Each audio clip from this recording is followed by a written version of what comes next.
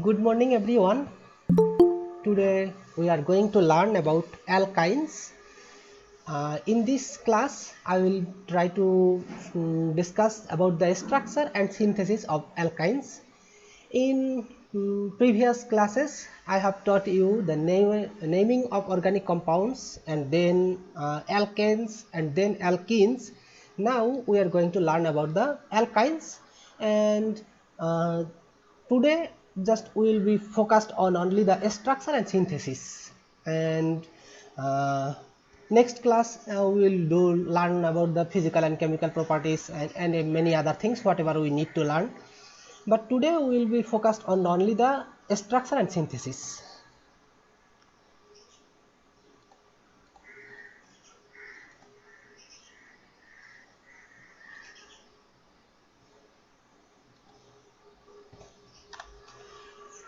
And what contents in this chapter, just I would like to give you a reminder. In this chapter we will learn about the occurrence of alkynes, structure, synthesis, physical and chemical properties including electrophilic addition and free radical reactions, polymerizations, oxidation, peroxidation, formation of diols, allylic rearrangement, stability of allylic radical, hydration of alkynes. এই যে কয়েকটা topic আমরা এখানে আজ দেখলাম যে এইগুলো আমাদের সিলেবাসে আছে। We will try to cover up all the topics in the syllabus, and all of them we will not give the preference, but some of them we need to get details. So we will try to focus what is more important for daily life or whatever needed for the development of science or chemistry. So সেইভাবে আমরা টপিকগুলো rearrange করব। তো আজকে আমরা দেখব যে structure, synthesis, also occurrence and some physical, আর একটা মাঝে অ্যাপ্লিকেশন একটু হয়তো দেখাতে পারি সামান্য। Anyway, let's move forward. First of all, you have to know what is alkyne. I think all of you are very familiar with this word because you know alkane, then you know alkenes, and also you are familiar with the alkynes. Alkynes are a group of hydrocarbon which have carbon-carbon triple bond. It can have one or more than one carbon-carbon triple bonds. যে যদি কোনো কম্পাউন্ডের মধ্যে একটা বা একের বেশি carbon-carbon triple bond থাকে এবং সেখানে বাকি যে কার্বনের ভ্যালেন্সিগুলো আইদার অ্যালকাইল অর অ্যারাইল অথবা হাইড্রোজেন এরকম কোনো সাবস্টিটিউয়েন্ট দিয়ে কমপ্লিটলি করা থাকে, জাস্ট ফুল করা থাকে বা ফিল করা থাকে, তাহলে সেই ধরনের কম্পাউন্ডকে আমরা অ্যালকাইন বলবো। তো অ্যালকেনের জেনারেল ফর্মুলা তোমরা জেনেছো CnH2n+2, যেমন ফার্স্ট মেম্বার ছিল CH4, সেকেন্ড মেম্বার C2H6, এটা ছিল অ্যালকেনের জন্য। দেন when we moved for alkene we found the general formula CnH2n। তো সেখানে কার্বনের নাম্বার শুরু হয়েছিল 2 দিয়ে, যে ফার্স্ট নাম্বার বা 1 এন এর ভ্যালু যদি 1 হয় তাহলে সেক্ষেত্রে আমরা অ্যালকিন কোনো কম্পাউন্ড পেতে পারি না, কারণ we need at least 2 carbons to form a carbon carbon double bond. Similarly for alkynes we also need at least 2 carbon atoms, but the general formula for alkynes changes from alkene. অ্যালকিনের জন্য ছিল CnH2n, and then যেহেতু একটা bond বেশি চলে আসতেছে, অ্যালকিনের জন্য আমাদের ছিল কার্বন কার্বন ডাবল বন্ড। তো যখন আমরা অ্যালকাইনের জন্য বলছি তাহলে সেক্ষেত্রে আমাদের আছে carbon carbon triple bond. Triple bond মানে সেক্ষেত্রে আমাদের এই কার্বনের সাথে আর এই কার্বনের সাথে একটা করে হাইড্রোজেন কম অ্যাটাচড আছে। তো সেক্ষেত্রে আমাদের জেনারেল ফর্মুলাটা আমরা মডিফাই করেছি CnH2n-2, যেখানে n এর ভ্যালু হবে 2 থেকে শুরু হবে। সো এই হলো আমাদের জেনারেল ফর্মুলা। আর অ্যালকাইনের ডেফিনেশনটা আমি বললাম যে the carbon carbon double triple bond containing compound. Just simply এভাবে বললেই হলো the hydrocarbons having one or more carbon carbon triple bond. এ হলো আমাদের অ্যালকাইন। তো অ্যালকাইনের অকারেন্সের কথা যদি বলি, অ্যালকাইন্স না একটু আমরা এনভায়রনমেন্টে বা নেচারে খুব কম পেয়ে থাকি। কেন? কারণ হলো যে এই কার্বন কার্বন ট্রিপল বন্ড থাকার কারণে এই কম্পাউন্ডগুলো অনেকটাই রিয়াক্টিভ। যেমন আমরা যখন অ্যালকেন পড়েছিলাম তখন বলেছিলাম যে অ্যালকেনস আর ভেরি লেস রিয়াক্টিভ, যে কারণে আমাদের এনভায়রনমেন্টে, যেমন গোল্ডের কথা বলেছিলাম একদিন, যে তোমরা কেউ কেউ হয়তো বা গোল্ড শরীর গায়ে, কেউ নাকে, কেউ কানে এভাবে গোল্ড পরতে পছন্দ করো। কারণ হলো কি, যে দিস গোল্ডস আর ভেরি আনরিয়াক্টিভ, যে গোল্ড কখনো ময়েশ্চার বা ওয়াটার অথবা নর্মাল যে এনভায়রনমেন্টে অক্সিজেন আছে, নাইট্রোজেন আছে, এগুলোর সাথে খুব সহসা রিয়াকশন করে না। এই কারণেই কিন্তু আমরা গোল্ডকে আমাদের গায়ের সাথে যদি নিয়ে থাকি, তো সেক্ষেত্রে এগুলো রিয়াকশন করে না বা আমাদের শরীরের জন্য কোনো ক্ষতি করে না। এই জন্য আমরা গোল্ডকে পিওর স্টেটে এনভায়রনমেন্টে পাই বা পেতে পারি, এবং সেটা অনেক দিন ধরে আমরা করে রাখতে পারি, মানে স্টোর করে রাখতে পারি। কিন্তু এই যে অ্যালকাইনগুলো, এইগুলো অনেক বেশি আনস্টেবল কেন? কারণ হলো এই যে কার্বন কার্বন ট্রিপল বন্ড আছে, এই কার্বন কার্বন ট্রিপল বন্ড থাকলে এই যে বন্ডটা এইটাই অনেকটা আনস্টেবল হয়ে যায়, যে কারণে এই যে carbon carbon triple bond containing compound খুব সহসা আমরা এনভায়রনমেন্টে পাই না। তো যে কারণে এটা কি হয়, যে হয় কার্বন কার্বন ডাবল বন্ড অথবা carbon carbon single bond containing কোনো কম্পাউন্ডে কনভার্ট হয়ে যায় অটোমেটিক্যালি। যে কারণে আমি বলছি যে carbon carbon triple bond containing compound এনভায়রনমেন্টে একদমই পাওয়া যায় না, almost nothing. So due to the presence of carbon carbon triple bond, alkynes are very unstable. Reactivity of alkynes are quite high. তো আনস্টেবল মানেই হলো যে এটা রিঅ্যাক্টিভিটিটা একটু বেশি, যেহেতু এটা আনস্টেবল কম্পাউন্ড, মানে যে কম্পাউন্ডটা যত বেশি স্টেবল হবে তার রিঅ্যাক্টিভিটিটা তত কম হবে। যেমন আমি আবার বলি গোল্ডের কথা, গোল্ডটা যেহেতু আমরা রুম টেম্পারেচারে একদম ফ্রি স্টেটে পাই, এটা অন্য কোনো রিঅ্যাক্ট্যান্টের সাথে খুব সহসা রিঅ্যাকশন করে না until we give the proper condition না দিলে আমরা কিন্তু গোল্ডের সাথে কারোর সাথে রিঅ্যাকশন করাতে পারবো না। তো সেই কারণে এই যে কার্বন কার্বন ট্রিপল বন্ড যেভাবে আছে, এইটা খুবই আনস্টেবল এবং এটা খুব রিঅ্যাক্টিভ। এই কারণে reactivity of alkynes are quite high, so generally alkynes are not available in nature. Then naming of অ্যালকাইন্সের নেমিংটা যখন আমরা দেখি, যে খুব সহজেই আমরা যখন নেমিংয়ের চ্যাপ্টারটা পড়েছিলাম তখন আমি বলেছিলাম কিছুটা, যে অ্যালকেনের যে নামকরণ করতে গেলে আমাদের থাকে কি এএনই, লাস্টে একটা সাফিক্স হিসেবে এএনই থাকে। এই দেখো আমি দেখাইছি, যে dropping the ending A N E of the parent alkane and adding the suffix yne Y N E. তাহলে দেখো এই যে একটা কম্পাউন্ড আছে CH3 এইটাকে আমরা নর্মালি বলি যে অ্যালকেন হিসেবে বা হাইড্রোকার্বন হিসেবে এটার নাম হয় ইথেন। তাহলে ইথেনের সাফিক্স আছে এএনই। এই এএনইটাকে যদি আমরা রিপ্লেস করে দিই, জাস্ট এটাকে ড্রপ করে দিয়ে এটাকে রিপ্লেস করে দিয়ে কথা বলতে পারো, অথবা এটাকে ড্রপ করে দিয়ে ওয়াইএনই এই পার্টটা আমরা যোগ করি, তাহলে এই যে অ্যালকেন এটা হলো প্যারেন্ট, তাহলে এই যে অ্যালকেন কন্টেনিং দুইটা কার্বন কন্টেনিং যে অ্যালকেন আছে, সেই সিমিলার বা same number of carbon containing যদি আমরা অ্যালকাইন দেখি, তাহলে সেটার নামটাকে আমরা বলবো যে ওই এএনইটাকে রিপ্লেস করে দিয়ে ওয়াইএনই, তাহলে এখানে দাঁড়ালো কি অ্যালকেন বা ইথেন থেকে আমরা পাবো ইথাইন। আচ্ছা, তাহলে এএনইটা রিপ্লেস হয়ে গেল ওয়াইএনই দিয়ে। এখন যদি একটা কার্বনের বা একটা অ্যালকাইনে more than 4 or 5 carbon containing compound হয়, সেক্ষেত্রে আমরা কি করব? আমাদেরকে কার্বন কার্বন ট্রিপল বন্ডের পজিশনটা মেনশন করে দিতে হবে। তাহলে কার্বন কার্বন ট্রিপল বন্ডের পজিশনটা যদি আমাদেরকে মেনশন করে দিতে হয়, তাহলে কিভাবে মেনশন করব সেটা এখানে দেখাচ্ছি। Position of triple bond is numbered to give the smallest number in the chain and mentioned as prefixing the number of the carbon in the triple bond. এই যে একটা কম্পাউন্ড আছে, তাহলে এই দেখো এখানে কার্বনের নাম্বার আছে কত, 1 2 3 4। তাহলে চারটা কার্বন আছে, এই চারটা কার্বনের এই ট্রিপল বন্ডটা আইদার এই 1 এবং 2 এর মাঝেও থাকতে পারে বা 2 বা 3 এর মাঝেও থাকতে পারে। আবার যদি আমরা এইটাকে এইখানে দেই, তাতেও কিন্তু একটা অ্যালকাইন করা সম্ভব।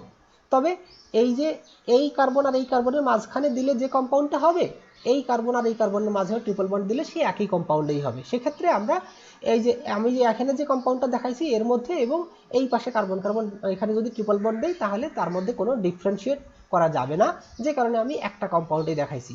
তবে যদি আমরা এই ট্রিপল বন্ডটাকে এইখানে দিয়ে দেই, তাহলে কিন্তু দুইটা আলাদা কম্পাউন্ড হবে। যেমন আমি এখানে দেখাইছি, এই কার্বন কার্বন ট্রিপল বন্ডটাকে এখানে না দিয়ে আমি যদি এখানে দিই তাহলে এই কম্পাউন্ডটা হবে CH3 C triple bond CH3।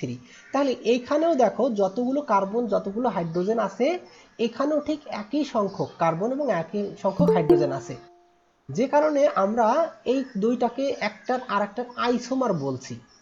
তাহলে আইসোমারাইজেশনটা আমরা একটু পরের চ্যাপ্টারে পড়বো। স্টিরিওকেমিস্ট্রি বলে একটা চ্যাপ্টার আছে, সেখানে আমরা আইসোমারাইজেশনটা একটু ভালোভাবে পড়বো। তাহলে যেটা বললাম যে কার্বন কার্বন ট্রিপল বন্ডের পজিশনটাকে আমাদের মেনশন করে দিতে হবে, এবং মেনশন করার সিস্টেমটা হলো যে যে কার্বনের সাথে নর্মালি দুইটা কার্বনের মাঝখানে কার্বন কার্বন ট্রিপল বন্ড থাকে, তো সেই ক্ষেত্রে আমরা মেনশন করব যে লোয়ার নাম্বার অফ কার্বন যেটা আছে এখানে আছে, আমরা যদি নাম্বারিং করি 1 2 3 4, এদিক থেকে নাম্বারিং করলে 1 2 3 4 এভাবে হয়। তো সেই ক্ষেত্রে আমাদেরকে দেখতে হবে যে 1 এবং 2 এর মাঝে একটা ট্রিপল বন্ড আছে, আর এদিক থেকে যদি বলতাম তাহলে কাউন্ট করলে 1 2 3 4, তাহলে 3 এবং 4 এর মাঝে একটা ট্রিপল বন্ড হয়। তো আমাদের নাম্বারিংটা এমনভাবে চুজ করতে হবে যাতে কার্বন কার্বন ট্রিপল বন্ডের নাম্বারটা যেন মিনিমাম হয়। তো সেই ক্ষেত্রে আমাদের নাম্বারিংটা এই লেফট দিক থেকে করলে হবে না, রাইট দিক থেকে করতে হবে।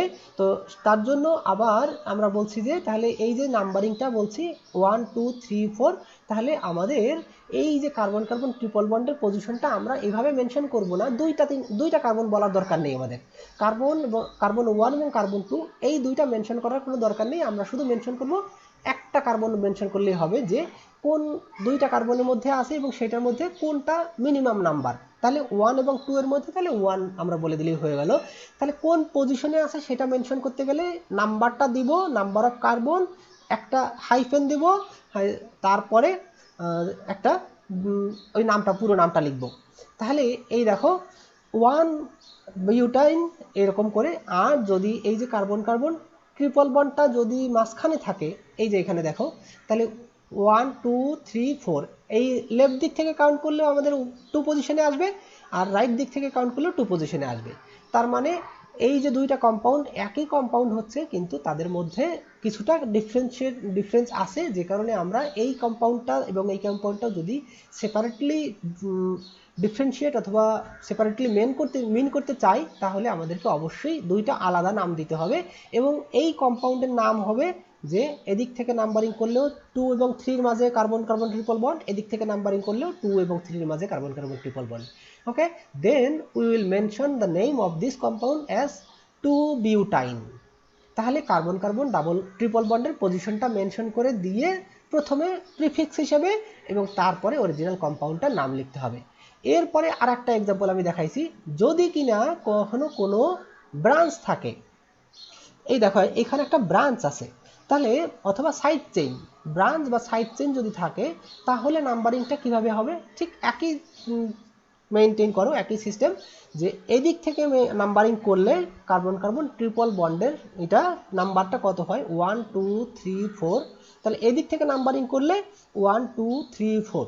তবে আমাদের এইটা মেনশন করতে মনে রাখতে হবে, যদি কোনো এই যে carbon carbon triple bond containing কম্পাউন্ডের মধ্যে কোনো মোর প্রিফারেবল যদি ফাংশনাল গ্রুপ না থাকে, যেমন কার্বক্সিলিক অ্যাসিড অথবা কিটোন, এরকম যদি কোনো মানে মোর প্রিফারেবল ফাংশনাল গ্রুপ যদি না থাকে তাহলে আমরা সেই কম্পাউন্ডটাকে অবশ্যই অ্যালকাইন হিসেবে মেনশন করব, এবং অ্যালকাইনের পজিশনটা যাতে মিনিমাম নাম্বার হয় সেইভাবে আমরা নাম্বারিং করব। তাহলে আমরা এদিক থেকে যদি নাম্বারিং করি তাহলে দেখো কত হয়, মানে 1 2 3 4, তাহলে কার্বনের পজিশনটা কার্বন কার্বন ট্রিপল বন্ডের পজিশনটা আমরা বলতাম 3। আবার তাহলে এই যে মিথাইলের পজিশনটা কত হয় 2 পজিশনে হয়। আবার যদি আমরা রাইট দিক থেকে মেনশন করি তাহলে দেখা যায় কার্বন কার্বন ট্রিপল বন্ডের পজিশন 1, তাহলে 1 পজিশনে হয়। তো এখন আর মিথাইল পজিশন বা যে সাইড চেইনটা আছে এই সাইড চেইনের পজিশনটা হচ্ছে 3। তাহলে আমাদের নাম্বারিংটা হওয়া উচিত যে কার্বন কার্বন ট্রিপল বন্ডের পজিশনটা যেন মিনিমাম হয় সেইভাবে আমরা নাম্বারিং করব। তাহলে আমরা এখানে বলছি যে এদিক থেকে নাম্বারিং করলে আমাদের অ্যাপ্রোপ্রিয়েট হবে। তো আমরা নাম্বারিং করছি 1 2 3 4, অথবা এইভাবেও যেতে পারি 1 2 3 4। নিচের দিকে এটা, তাহলে এটা কিন্তু একই জিনিসই দাঁড়ালো যে এই CH3 এখানে একটা CH3 এখানে একটা CH3, আমি যদি এদিক থেকে নিচের দিকে যাই অথবা এদিক থেকে সরাসরি লেফটে যাই তাও কিন্তু একই জিনিসই হচ্ছে। সো আমাদের এদিক থেকে নিচে যাওয়া বা লেফটে যাওয়া দুটার মধ্যে কোনো পার্থক্য নাই, তুমি যেভাবেই করো দ্যাট ইজ ফাইন। তো সেক্ষেত্রে আমাদের নাম্বারিংটা ফুল নাম্বারিংটা করতে গেলে এই যে প্রথমে আমরা কি করছি যে সাইড চেনের নাম্বারটা মেনশন করে দিয়ে কোন ফাংশনাল গ্রুপ অথবা কোন সাইড চেন আছে সেই সাইড চেনটা মেনশন করে দিচ্ছি, আর তারপরে আমাদের কার্বন কার্বন ডাবল বন্ডের বা ট্রিপল বন্ডের পজিশনটা কোন জায়গায় আছে সেটা দিয়ে ম্যাক্সিমাম নাম্বার অফ চেইন কত আছে সেই নাম্বারটা দিয়ে দিচ্ছি। তাহলে মিথাইল ফাংশনাল গ্রুপ বা সাইড চেইনটা আছে 3 পজিশনে, তাহলে সেটা বলছি 3 মিথাইল এটা বলা হলো। তারপরে আমাদের কয়টা কার্বন আছে সর্বোচ্চ 1 2 3 4টা, তাহলে 4টা কার্বন কন্টেনিং কম্পাউন্ড হলে সেক্ষেত্রে হবে এটা বিউটাইন। তাহলে বিউটাইন এখন কার্বন কার্বন ট্রিপল বন্ডের পজিশনটা কোন জায়গায় আছে সেটা যদি দেখি তাহলে সেক্ষেত্রে বলছি যে 1 পজিশনে। তাহলে আমাদের ওভারঅল কম্পাউন্ডটার নাম হলো 3 মিথাইল 1 বিউটাইন। এই হলো আমাদের নেমিং অফ অ্যালকাইন্সের সিস্টেম। এইবারে আমরা যাই যে স্ট্রাকচার অফ অ্যালকাইন্স। তো এই স্ট্রাকচার অফ অ্যালকাইন্স পড়াতে গিয়ে আমি একটু অ্যালকিনেরটা একটু রিমাইন্ডার হিসেবে তোমাদেরকে দেখাতে চাই। যেমন লাস্ট চ্যাপ্টার পড়াতে গিয়ে যখন আমি অ্যালকিনের স্ট্রাকচার দেখাইছিলাম সেই জিনিসের মতো করেই কিন্তু অলমোস্ট সিমিলার এই কারণেই আমি এই স্লাইডটা আগের ক্লাস থেকে নিয়ে নিছি যে structure of each carbon of carbon carbon double bond is sp2 hybridised. যে আমরা এই যে অ্যালকিন অ্যালকাইন অথবা অ্যালকেন এই কম্পাউন্ডগুলোর যখন স্ট্রাকচার দেখাইছি অথবা এই হাইড্রোকার্বন সিরিজের যখন আমরা স্ট্রাকচার ডিসকাস করছি তখন আমরা হাইব্রিডাইজেশন ওয়ার্ডটা ইউজ করছি এবং হাইব্রিডাইজেশনটা কি সেটা আমি কিছুটা বলেছিলাম। তো সেখান থেকে জাস্ট আমি আজকে একটু দেখাচ্ছি যে অ্যালকাইনের স্ট্রাকচারটা কিভাবে তৈরি হয়, তার জন্য তোমাদের একটু রিমাইন্ডার হিসেবে দেখাচ্ছি আমি sp2 hybridisation, that means the structure of alkenes. তাহলে নর্মাল কার্বন যেটা থাকে, নর্মাল কার্বন হলো আমরা এই যে দেখাচ্ছি কার্বন 6, কার্বনের অ্যাটমিক নাম্বার 6। তাহলে সেক্ষেত্রে ফার্স্ট অরবিটালে থাকে দুইটা ইলেকট্রন, সেকেন্ড অরবিটালে 2s2, তারপরে 2px1 2py1 2pj0। তার মানে total number of electrons in carbon is 6। তাহলে 6 আমরা দেওয়া হলো, প্রথম শেলে থাকলো 2টা, তারপরে থাকলো 4টা। তাহলে 4টা 2s2 তে থাকে 2টা, আর 2px1 এ 2py1 এ থাকে একটা একটা করে, আর 2pg থাকে ফাঁকা। কিন্তু যখন কার্বন এক্সাইটেড স্টেটে যায়, কার্বন যখন এক্সাইটেড হয় তখন কি হয় যে এই 2s2 থেকে একটা ইলেকট্রন সহজেই এই 2pg তে ট্রান্সফার করতে পারে। তখন কি হয় এই দেখো অবস্থাটা 2px1, তারপরে এখানে একটা থাকলো, এখানে একটা, এখানে একটা, এখানে একটা। তাহলে এইখানে যে 0 ছিল তা সেই 0টা ফিল আপ হয়ে গেল বাই 1 ইলেকট্রন, এন্ড এইখান থেকে একটা ইলেকট্রন কমে গেল। তাহলে 2s1 2px1 2py1 2pg1 এটা হলো কার্বন ইন এক্সাইটেড স্টেট।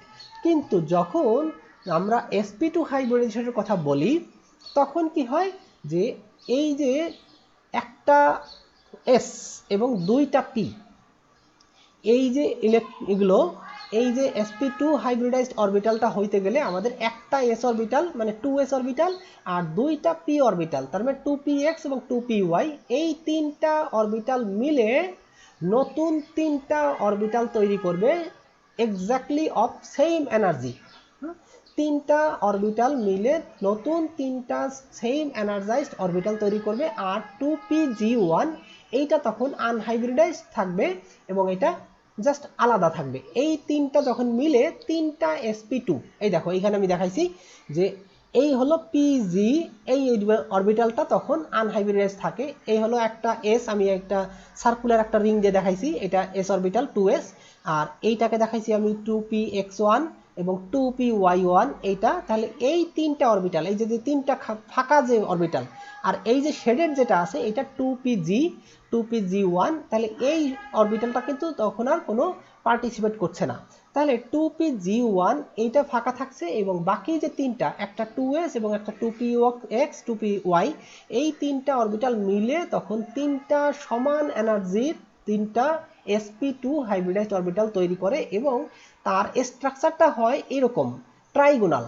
দেখো এই যে ট্রাইগোনাল মানে এই যে কার্বন আছে এই কার্বনের তিন দিকে তিনটা টোটালি মোটামুটি 120 ডিগ্রি অ্যাঙ্গেলে, এখানে আমার হয়তো অ্যাঙ্গেলটা একটু কম হয়েছে, এখানে একটু বেশি হয়ে গেছে। যাই হোক, আমি এত সুন্দর করে ড্র করতে পারিনি, কারণ এই কম্পিউটারে মাউস দিয়ে ড্র করতে গেলে একটু কষ্ট হয়, প্র্যাকটিস করতে করতে হয়তো অনেক ভালো হবে। এনিওয়ে, তাহলে সেক্ষেত্রে এই যে sp2 হাইব্রিডাইজড অরবিটাল তৈরি হলো, এই sp2 হাইব্রিডাইজড অরবিটালে দুইটা কার্বন যখন পাশাপাশি আসে, এই যে এখানে চারটা অরবিটাল আছে সব মিলিয়ে, একটা হলো 2pg যেটা আনহাইব্রিডাইজড, এটা ছিল যেমন ছিল এখানে এক্সাইটেড কার্বন এক্সাইটেড স্টেটে, ঠিক তেমনই আছে। এই দেখো এখানে এটা শেডেড দেখাইছি, আমি শেডেড দেখাইছি। আর এই যে sp এখানে ছিল, এই একটা সরি 2px 2py আর 2s, এই তিনটা মিলে তিনটা সমান এনার্জাইজড তিনটা অরবিটাল তৈরি করছে sp2, এটা একটা sp2, এটা একটা sp2, এটা একটা sp2। তাহলে এইরকম করে যদি আরো একটা কার্বন আমাদের থাকে, তাহলে সেটাও কিন্তু এই sp2 হাইব্রিডাইজ থাকবে এবং 2pgটা আনহাইব্রিডাইজ থাকবে। তাহলে সেই ক্ষেত্রে দুইটা কার্বন আমরা যদি কনসিডার করি, এটা একটা কার্বন, এটা একটা কার্বন, তাহলে এই কার্বন দুইটা যদি পাশাপাশি আসে, তাহলে এই sp2 অরবিটাল এই sp2 অরবিটাল কি করতে পারবে, ওভারল্যাপ করতে পারবে ফেস টু ফেস। তাহলে ফেস টু ফেস যদি ওভারল্যাপ হয়, সেক্ষেত্রে কি হবে, একটা সিগমা বন্ড ফর্ম করবে।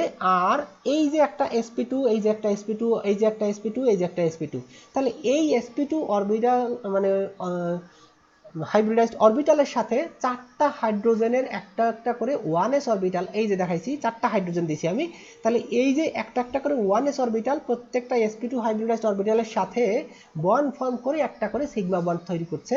তাহলে এই যে সিগমা বন্ড তৈরি হচ্ছে, তাহলে এই সিগমা বন্ড এখানে sp2 এন্ড হাইড্রোজেনের 1s এটা মিলে একটা সিগমা বন্ড, এখানে একটা সিগমা বন্ড, এখানে একটা সিগমা বন্ড, এখানে একটা সিগমা বন্ড।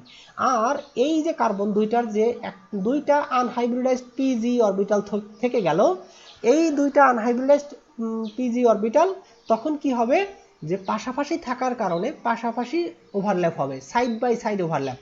তাহলে সাইড বাই সাইড যদি ওভারল্যাপ হয়, তাহলে আমরা জানি কি, যখন দুইটা অরবিটালের সাইড বাই সাইড ওভারল্যাপ হয়, তখন যে বন্ডটা ফর্ম করে সেটা হলো পাই বন্ড। তাহলে এই যে এই দুইটা, এই যে এই অরবিটালটা পিজি অরবিটাল, এই যে পিজি অরবিটাল, এই দুইটা অরবিটাল মিলে সাইড বাই সাইড ওভারল্যাপের ফলে একটা পাই বন্ড ফর্ম করছে। তাহলে এইখানে একটা সিগমা, এখানে একটা সিগমা, এই যে একটা অলরেডি সিগমা আছে, এই যে একটা সিগমা, এই যে একটা সিগমা, আর এই দুইটা মিলে হলো একটা পাই। তাহলে এই দেখো কার্বনের কার্বন যে ডাবল বন্ডটা কিভাবে ফর্ম করলো এবং বাকি যে ভ্যালেন্সিগুলো সেভাবে কিভাবে ফুলফিল হলো। এই হলো আমাদের স্ট্রাকচার অফ অ্যালকিন। আর এইখানে overall number of sigma bonds কয়টা আছে, 1 2 3 4, আর এখানে আছে একটা, তাহলে পাঁচটা। তাহলে পাঁচটা সিগমা বন্ড আর একটা আছে পাই বন্ড।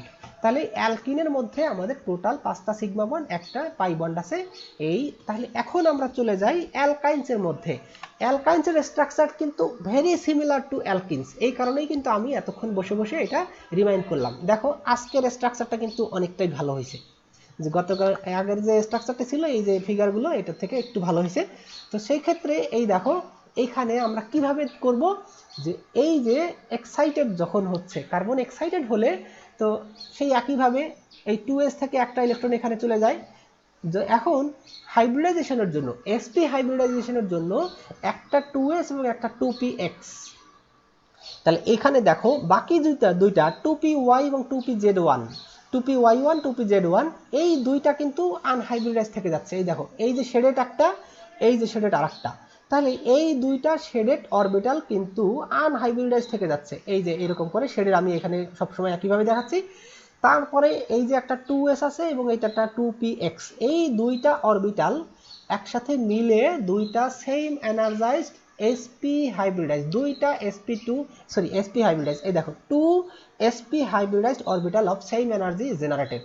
তাহলে একটা 2s এবং একটা 2px, এই দুইটা মিলে নতুন দুইটা অরবিটাল, এইটা একটা sp2 সরি sp, এইটা একটা sp, তাহলে দুইটা sp অরবিটাল তৈরি হচ্ছে। এবং এই অরবিটালটার অ্যারেঞ্জমেন্টটা এমন যে এদের বিটুইন বন্ড অ্যাঙ্গেল 180 ডিগ্রি, মানে এইটা একটা sp, এটা একটা sp, তাহলে কার্বনের সাথে যে বন্ডটা তৈরি করতেছে এটা হলো 180 ডিগ্রি, অথবা আমরা যদি বলি 2 সমকোণ। তো এই হলো, তাহলে এখন এইখান থেকে আমরা আরেকটা কার্বন যদি একই রকমের sp হাইব্রিডাইজ কার্বন নিয়ে আসি, বা পাশাপাশি দুইটা sp হাইব্রিডাইজ কার্বন যদি থাকে, তাহলে কি হবে, এক্স্যাক্টলি সিমিলার ভাবে আমরা নিলাম এই যে একটা sp হাইব্রিডাইজড কার্বন, এটা আর একটা sp হাইব্রিডাইজড কার্বন। তাহলে sp হাইব্রিডাইজড কার্বনের দুইটা আনহাইব্রিডাইজড pg অরবিটাল আছে, এটা একটা pg এবং py, দুইটা আনহাইব্রিডাইজড আছে। আর এটা একটা sp, এটা একটা sp, তাহলে এইখানে sp আছে, এটা sp আছে, আর একটা কার্বন এটা sp sp এই হলো, আর দুইটা আনহাইব্রিডাইজড p অরবিটাল। তাহলে এই যদি অবস্থা হয়, তাহলে এখন আমরা কি করছি যে এই দুইটা sp অরবিটাল sp দুইটা কার্বনের দুইটা sp অরবিটাল পাশাপাশি আসলে তাহলে তাদের মধ্যে একটা ফেস টু ফেস ওভারল্যাপ হওয়ার সম্ভাবনা আছে। এই দেখো এই যে sp এটাও sp এটাও sp, তাহলে এই যে আমি যখন কাছাকাছি নিয়ে আসছি তখন এটা একটা ফেস টু ফেস ওভারল্যাপ হয়েছে, তাহলে এইখানে একটা সিগমা বন্ড তৈরি হলো। আর বাকি যে sp অরবিটাল ছিল, এটা একটা sp অরবিটাল, এটা একটা sp অরবিটাল, দুইটা sp অরবিটাল দুইটা হাইড্রোজেনের দুইটা 1s অরবিটালের সাথে ফেস টু ফেস ওভারল্যাপের ফলে দুইটা সিগমা বন্ড এখানে তৈরি হলো। তাহলে এইখানে একটা সিগমা, এখানে একটা সিগমা, এখানে একটা সিগমা। বাকি যে আনহাইব্রিডাইজড দুইটা অরবিটাল ছিল প্রত্যেকটা কার্বনের, সেই আনহাইব্রিডাইজড অরবিটালগুলো কি হচ্ছে, এই যে দেখো যদি পাশাপাশি থাকে তাহলে এই যে py, এই যে py অরবিটাল, এইটারও py অরবিটাল, এই দুইটা py অরবিটাল পাশাপাশি আসলে তখন কি হতে পারবে, এইটা সাইড বাই সাইড ওভারল্যাপ হতে পারবে। আবার এই যে pg অরবিটাল, এই pg অরবিটাল এবং pg অরবিটাল এই দুইটা পাশাপাশি আসলে ওভারল্যাপ হতে পারবে সাইড বাই সাইড, মানে এই যে পার্টটা এই পার্টটার সাথে এইটা ওভারল্যাপ হবে, এই পার্টটার সাথে এই পার্টটা ওভারল্যাপ হবে। কিন্তু তোমরা যেন কখনোই কনফিউজড হয়ে যাও না, এই যে py এর সাথে pg হয়ে যাবে এটা যেন কখনোই না হয়, কারণ অ্যালাইনমেন্টটা যেমন আছে, এই যে py এর অ্যালাইনমেন্ট এবং এইখানে py এর অ্যালাইনমেন্ট কিন্তু সেম, এই কারণে এই দুইটা পাশাপাশি আসলে তখন সাইড বাই সাইড ওভারল্যাপ হতে পারবে। আবার pg এর অ্যালাইনমেন্ট এবং এইখানে pg এর অ্যালাইনমেন্ট সেম, যে কারণে এই দুইটা পাশাপাশি আসলে তাদের ওভারল্যাপটা হতে পারবে। তো সেই জন্য আমরা বলছি যে এইখানে এই যে একটা py ওভারল্যাপের ফলে সাইড বাই সাইড ওভারল্যাপের ফলে একটা সিগমা পাই বন্ড তৈরি হচ্ছে, আবার pg আনহাইব্রিডাইজড অরবিটালের ওভারল্যাপের ফলে আর একটা পাই বন্ড তৈরি হচ্ছে। তাহলে আমরা যে ওভারঅল বন্ডিংটা পেলাম, এখানে একটা সিগমা আর একটা পাই আর একটা পাই, দুইটা পাই। তাহলে এই যে আমরা sp হাইব্রিডাইজড কম্পাউন্ড বললাম কার্বন কার্বন ট্রিপল বন্ড, সেটা কিভাবে আসলো, একটা sp ওভারল্যাপ আর দুইটা আনহাইব্রিডাইজডের মধ্যে সাইড বাই সাইড ওভারল্যাপ, তার মানে দুইটা পাই বন্ড। তাহলে এই দেখো কম্পাউন্ডটা, এই কম্পাউন্ডে এই একটা সিগমা বন্ড কার্বনের সাথে হাইড্রোজেনের সাথে, আবার এই কার্বনের সাথে হাইড্রোজেনের সাথে একটা সিগমা বন্ড, আর বাকি যে দুইটা এখানে আছে একটা সিগমা বন্ড, এর মাঝখানে একটা সিগমা বন্ড, আর বাকি দুই পাশে দুইটা পাই বন্ড। তাহলে এই হলো আমাদের স্ট্রাকচার অফ অ্যালকাইন্স, যেখানে আমরা সিগমা বন্ড পাই বন্ড। তাহলে আমরা এখানে বলি যে একটা অ্যালকাইনের মধ্যে কয়টা সিগমা বন্ড আছে এবং কয়টা পাই বন্ড আছে। তাহলে দেখো একটা সিগমা, এখানে একটা সিগমা, আর এই ভিতরে একটা সিগমা, তিনটার ভিতরে একটা সিগমা, তাহলে ওভারঅল তিনটা সিগমা বন্ড আর দুইটা পাই বন্ড আছে এই অ্যালকাইন কম্পাউন্ডের মধ্যে। অথবা আমরা যদি ইথাইনের কথা বলি, ইথাইনের মধ্যে তিনটা সিগমা বন্ড দুইটা পাই বন্ড। ওকে, এইবারে যাব আমরা সিনথেসিস পড়তে, যে how we can learn the synthesis or how we can do preparation of alkynes. তো নর্মালি অ্যালকাইনটা তৈরি করার দুইটা ওয়ে আছে। কিভাবে, যে যেখানে আমরা মনে করি অ্যালকেন অথবা অ্যালকিন এরকম যদি কোনো কম্পাউন্ড থাকে, সেখান থেকে যদি নিয়ার বাই দুইটা কার্বন থেকে দুইটা HX মানে দুইটা কার্বন থেকে দুইটা কম্পোনেন্টকে যদি আমরা সরিয়ে দিতে পারি কোনোভাবে, those in which a triple bond is created by removal of sufficient atoms as HX or X2 from adjacent carbons, মানে নিয়ার বাই যে কার্বন থাকবে সেই কার্বন থেকে যদি দুইটা কম্পোনেন্টকে আমরা রিমুভ করে দিতে পারি বাই এনি হাউ, মানে যে কোনোভাবে, সেই কন্ডিশনগুলো আমরা একটু পরে পরে শিখব। তো আমাদের মেইন কাজ হলো কি, যে নিয়ার বাই যে কার্বনগুলো আছে সেই কার্বনের থেকে দুইটা কম্পোনেন্ট অথবা দুইটা এলিমেন্ট অথবা দুইটা ফাংশনাল গ্রুপ অথবা দুইটা হাইড্রোজেন অথবা দুইটা হ্যালোজেন, মানে এনিথিং নিয়ার বাই দুইটা কার্বন থেকে আমরা কিছু একটা রিমুভ করে দিব। তাহলে ওই যে দুইটা কম্পোনেন্ট রিমুভ হয়ে যাবে তার রিপ্লেসমেন্টে একটা বন্ড ক্রিয়েট করবে। তো সেই ক্ষেত্রে যদি অ্যালকিন থেকে থাকে, তাই সেখান থেকে দুইটা হাইড্রোজেন যদি অথবা দুইটা হ্যালোজেন অথবা একটা HX যদি আমরা রিমুভ করতে পারি তাহলে একটা ট্রিপল বন্ড তৈরি হবে, অথবা যদি অ্যালকেন থাকে তাহলে সেক্ষেত্রে আমাদের দুই জোড়া রিমুভ করতে হবে। তো আর একটা সিস্টেম আছে, those in which a compound already containing A triple bond, মানে আরও একটা সিস্টেম আছে যেখানে অলরেডি একটা ট্রিপল বন্ড আছে, সেই কম্পাউন্ড থেকেও কিন্তু আমরা ফার্দার অ্যালকাইন সিনথেসিস করতে পারি। তবে সেটা কিন্তু আমাদের পিওর সিনথেসিস ওরকম করে বলা যায় না অথবা ফান্ডামেন্টাল না। তো সেই ক্ষেত্রে আমাদের হয় কি যে নাম্বার অফ কার্বন ইনক্রিজ করা সম্ভব হয়। যেমন এই যে কম্পাউন্ডটা এই যে এইটাকে যদি আমরা বলি অ্যালকাইন অথবা ইথাইন, তাহলে এই ইথাইন কন্টেনিং কম্পাউন্ড দিয়ে যদি আমরা শুরু করি তাহলে সেক্ষেত্রে মনে করো আমরা কখনো কখনো প্রোপাইন অথবা বিউটাইন এই ধরনের কোনো কম্পাউন্ড পেতে পারি।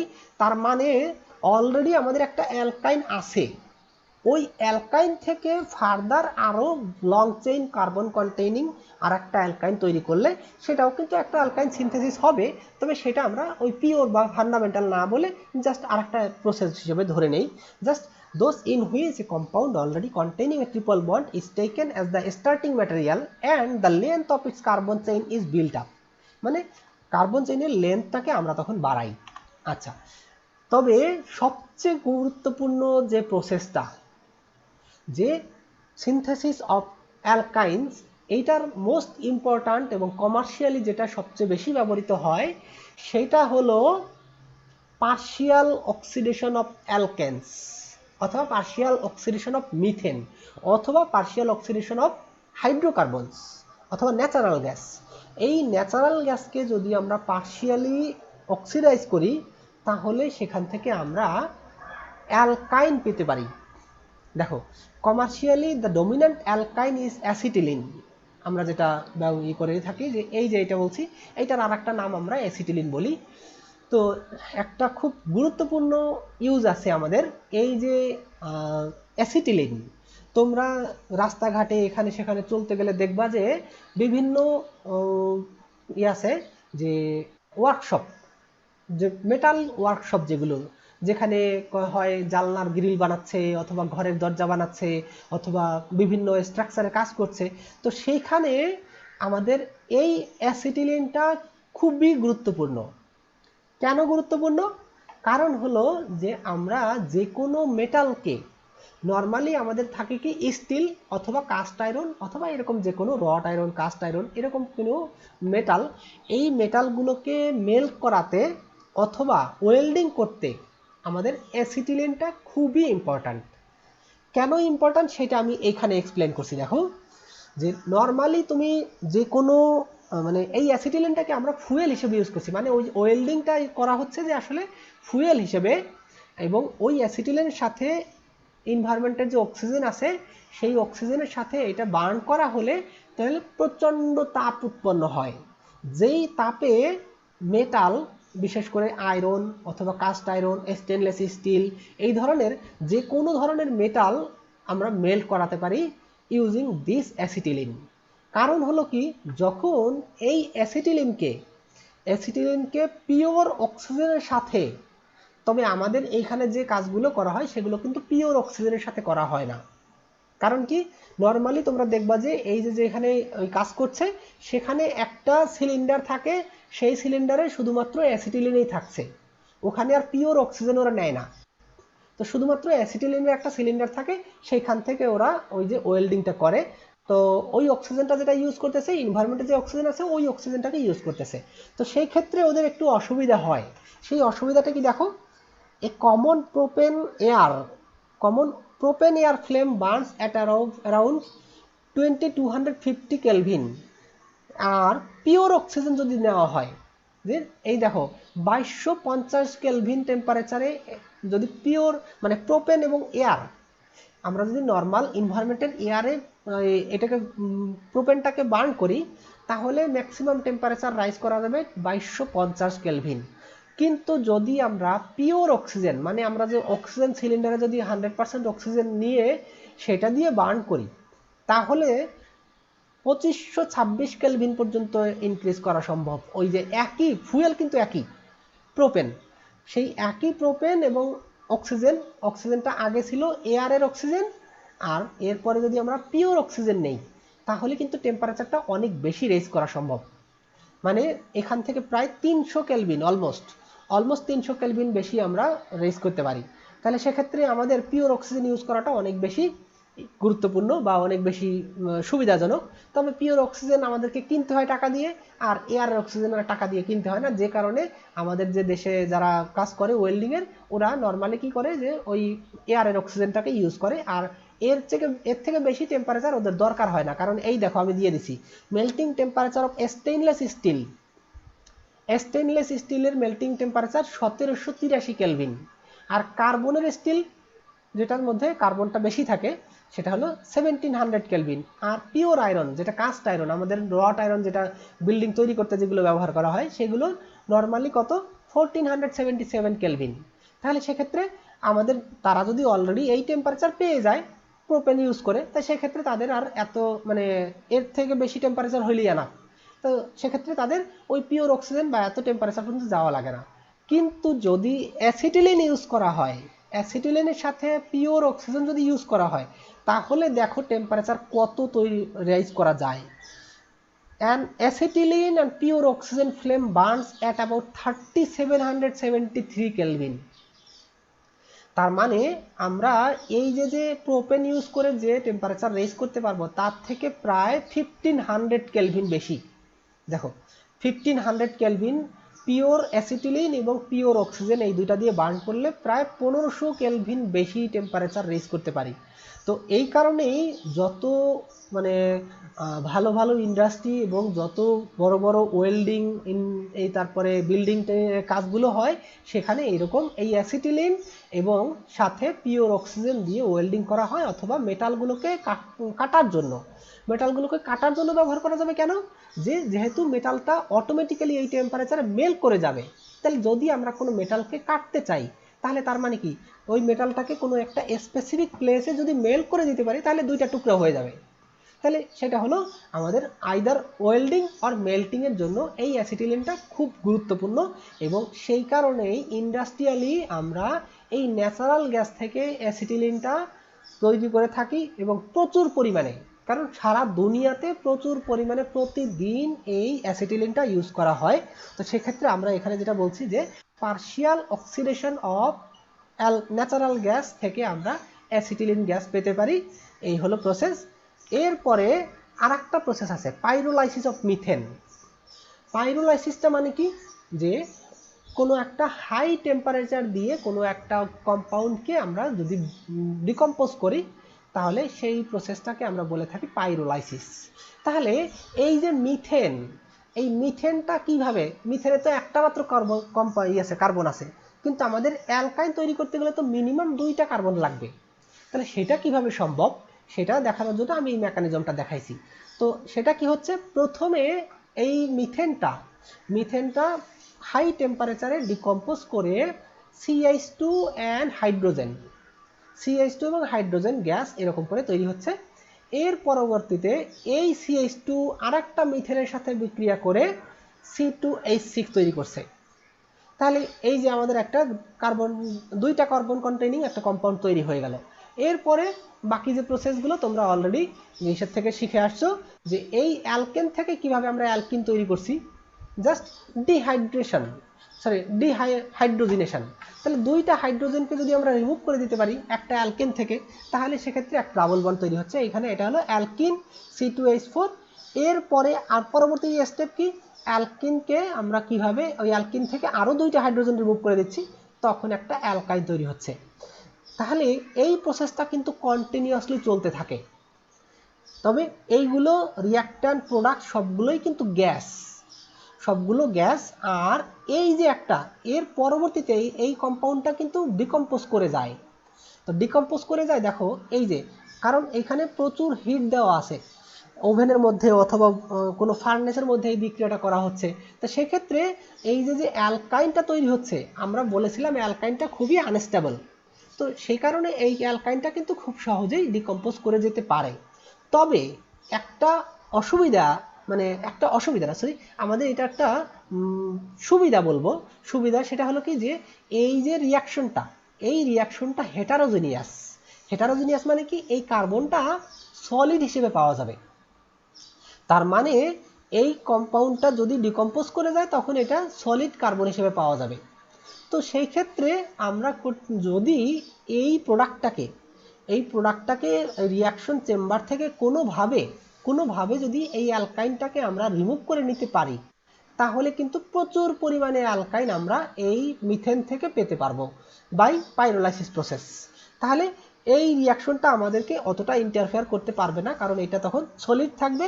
সলিড থাকলে সেক্ষেত্রে আমাদের এই রিয়াকট্যান্টটাকে আমরা সহজেই রিমুভ করে নিতে পারবো। কারণ কি, এর যত রিয়াকট্যান্ট আছে সবগুলোই গ্যাস, এবং এই গ্যাসটা তখন আমরা থার্ড কোনো একটা চেম্বারে যদি করে নিতে পারি, রিমুভ করে নিতে পারি, তাহলে এটা সহজেই আমরা এই রিয়াকশনটাকে এলিমিনেট করতে পারবো। তখন আমাদের আর এই প্রোডাকশন নিয়ে কোনো সমস্যা থাকবে না। আচ্ছা।